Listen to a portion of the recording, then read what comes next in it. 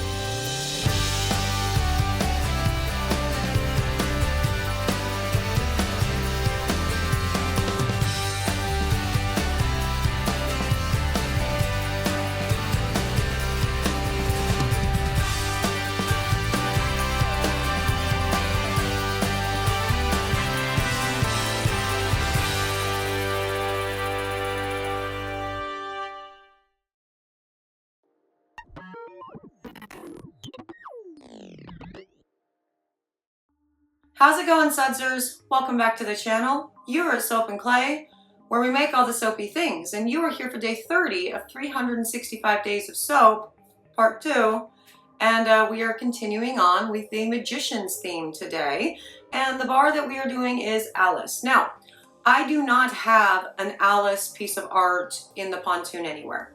I don't really like her as a character. I find her to be a rather selfish character, wildly talented magician for sure, but she doesn't, I don't know, I think she lacks a lot of the things that I sort of look to in characters that I really love. Empathy and teamwork and camaraderie, and she just doesn't check those boxes for me. If you disagree, that's completely cool. She might be your favorite character in the whole entire world, and that's awesome. Go off, do you for sure, and let's have a chat about it in the comments. But for me, Alice was a hard pass. I did go ahead and hang Quentin up though, so you can see Quentin and Quentin's arc and Alice's arc. They're very intertwined in a lot of different ways, and so there's Quentin, yes. And this particular bar for Alice, again, a very interesting subject to be tackling. You don't really like the person, but also respect the talent that this character has. And so I decided to do another with that Geode thing that we had done for the Amy Warden Soap Challenge thing with her bar, and go ahead and do the craggy things to make it look like a niffin. And for those of you who have watched The Magicians, that totally makes sense. For those of you who have not, go watch it, because it's a really great show. Yes, for sure. Now this bar is the only bar in the Magician's line that Sierra Candles is not being used for. The reason for that is Alice's bar has to smell like bacon. Again, if you know the show, you know why. and Sierra Candles did not have a bacon. So this bacon is from Nature's Garden, and I've actually never worked with this before. Bacon scents in general, I've never bought. So this is my first time with this Nature's Garden scent, but not my first time with Nature's Garden in general. So I do know them well enough to know that you can trust their soaping notes. Everything on their website is very accurate, and so I'm not super worried about this one. But anyway, we should actually get to the pouring of this bar because I get to revisit the Geodes pour again, which is awesome because I loved doing that so much with the Amy Warden Soap Challenge thing. Wow, I just said so many words without taking a breath. Okay, so let's go to the video and maybe I can chill a little bit, you know, during the voiceover. I don't know, we'll see. Okay, so Alice is going to be a revisit to the Geode Soap pour thing that we did back in year 1 for the Amy Warden Soap Challenge thing. And so first up is prepping the mold with some Himalayan salt.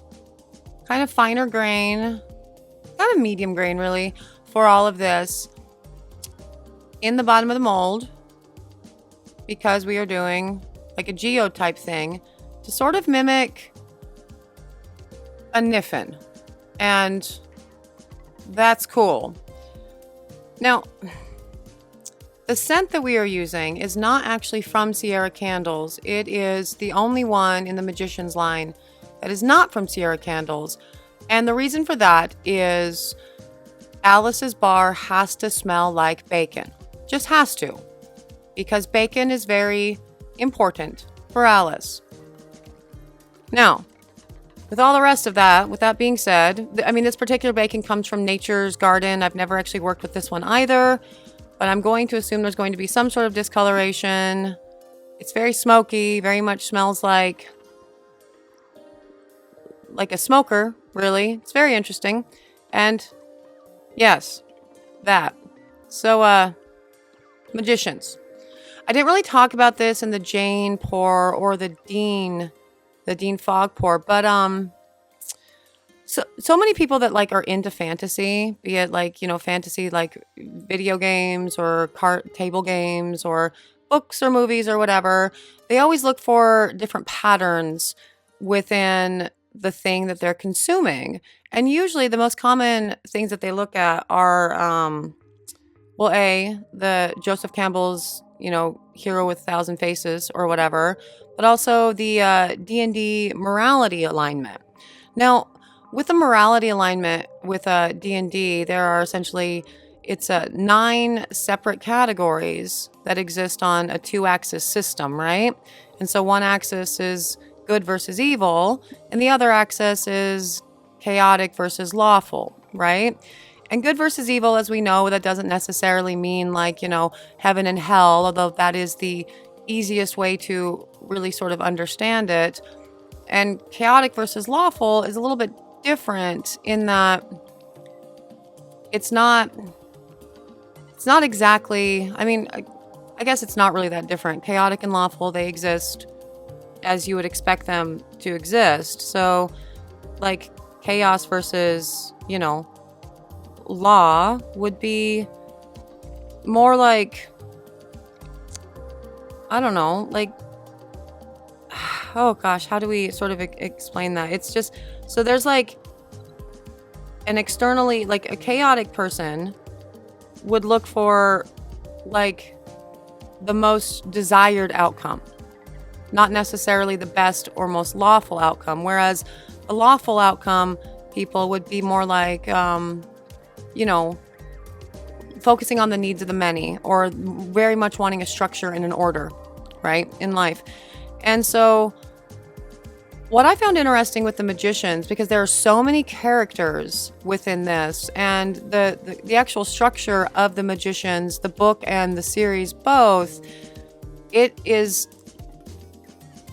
well, it's an homage to a lot of fantasy writing coming before, like C.S. Lewis and Tolkien, for example, but also it's a parody of. So like when I saw the first season of The Magicians, this was before I had read the books.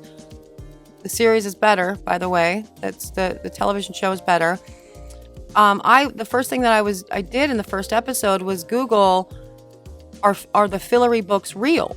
Because they were like these kids' books that sounded a whole lot like Narnia. And I'm like, wait, what's happening here?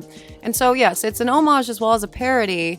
And so the author, and then by extension, the show's creators, are actively looking at the different tropes and the different archetypes. And they're actively putting that into their work. And so because of that, the magicians, it's even more delightful to really look at their different alignments and see, where they kind of fall on the scale. And Alice was very problematic for me, like trying to figure out where she might fall on this, D&D moral alignment scale. And because she's a problematic character, really. And I'm not so sure about her. Oh, anyway, so we've been making the soap and doing the things, and I reserved 2 ounces of the soap batch in each little beaker there that did not go in with the lye. So it's just, like a mica drizzle, an oil drizzle to do the mica drizzle. So 4 total ounces were removed from the batch, and we're going to do the thing and, pour it all out over that salt and see what we got.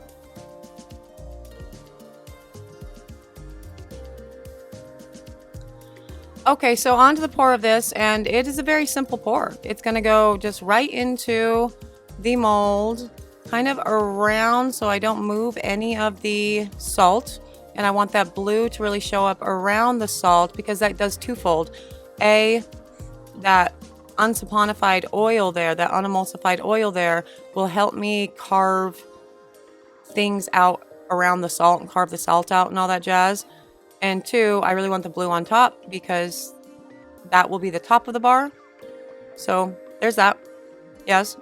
Now, 4 ounces in a batch this batch size is around 56 total ounces.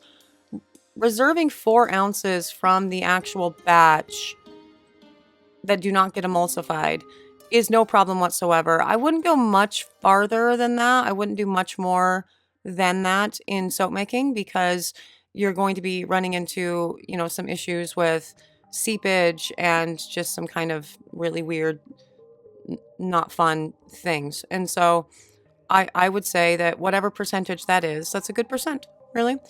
And so this will get put into the oven for C-pop and gel and all the jazz. And then we will turn these over and cut them up and see if we can make it look like, a niffin, really. Okay, and on to the cut of this. And it's nice and shiny. It looks great. It did a great job through C-pop, and I love that. So we will cut this up and, play with the individual bars and really see what we can do and see if this is intrinsically an Alice bar. The bacon smell, wow, it's so strong. So strong. It's definitely bacon. And of course it has to be bacon because it's Alice. So yes. Now, kind of back to the D&D thing. So on the Reddit posts and everything, most people are actually listing on this 9-axis scale. So, right, you have lawful good, neutral good, chaotic good. Lawful, neutral, chaotic, right? Lawful good, neutral good, chaotic good. Not lawful, neutral, chaotic, yes. Then we have a lawful neutral, a true neutral, and a chaotic neutral. Okay. And then we have lawful evil, neutral evil, and chaotic evil. Most people tend to place Alice in the lawful good section. Now, just to give you a frame of reference as to what that means and give you a character that perhaps Hermione Granger is also considered lawful good. She very much likes structure and order and rules. She's very much always focused on the greater good and doing the right thing. And so that makes sense. And so that doesn't actually make sense with Alice. Alice is actually from Jump Street, she's a rule breaker. She's one of the first magicians, very talented magician. She grew up in a magic family, so she knew that she was a magician before going to break bills. And one of the first things she does is break all kinds of rules and do some spells that she's not supposed to do that really messed up, their world, really. And so I would not call her lawful. I would also not really call her good. She definitely has some good moments throughout the series. She sacrificed herself multiple times, but also she completely boned like the world multiple times too, and her friends. Like just completely screwed them over, made their lives terrible. You know, in those instances for the greater good, but so she's too problematic to be called lawful good. She's not a Hermione Granger. And so I have decided that she is a true neutral. And an example of a true neutral within the Harry Potter universe would be like Snape, right?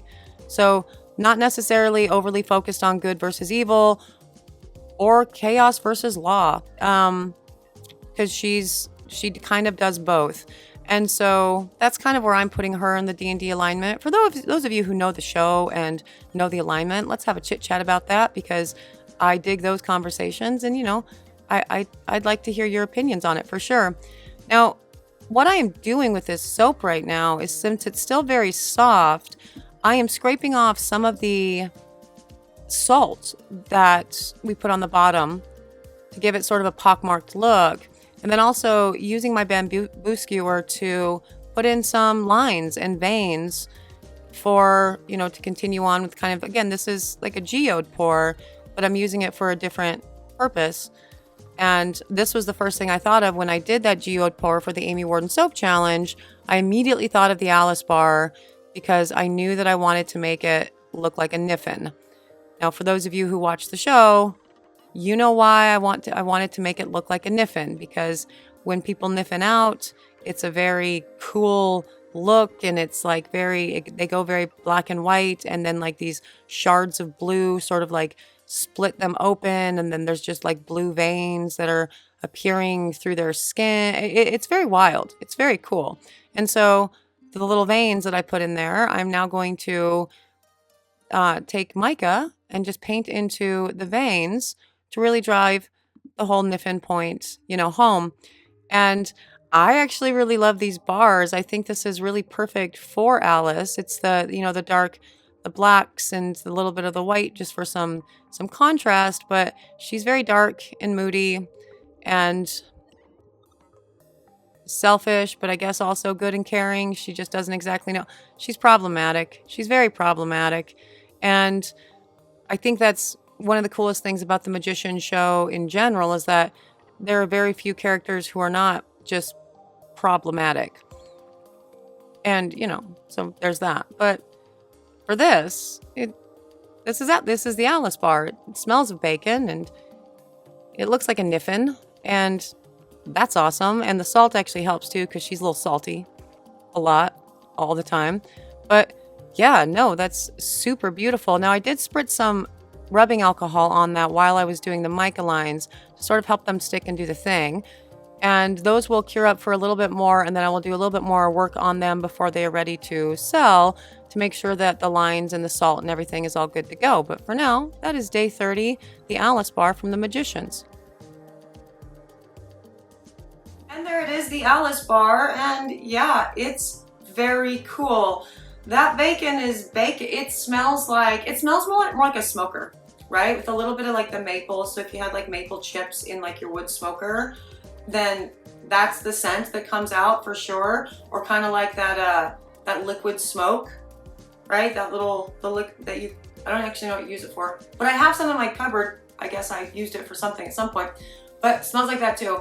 Very interesting scent for sure. And I love the overall design of it. Thought it was very pretty, and I think it's definitely fitting in line really nicely with the Magician's bars so far, for sure. I think it really captures a lot of what Alice is anyway. So yes, if you're interested in seeing what else we do for the rest of the Magician's things, subscribe. Do that. For those of you who are subscribed, hey, thank you so much for doing that. You are amazing. I am so glad that you exist as my sudsers and in my life. Thank you from the bottom of my heart. I hope you guys had fun today, and I'm out of here. So I will see you guys all again tomorrow for another round of Magician's fun, right?